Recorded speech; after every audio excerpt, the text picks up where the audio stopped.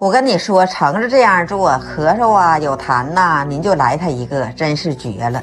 把橙子切开，再把果肉给它挖出来，空碗中打入一个聪明的笨蛋，加110克牛奶，适量白糖，用筷子给它迅速搅散，打得越细越好。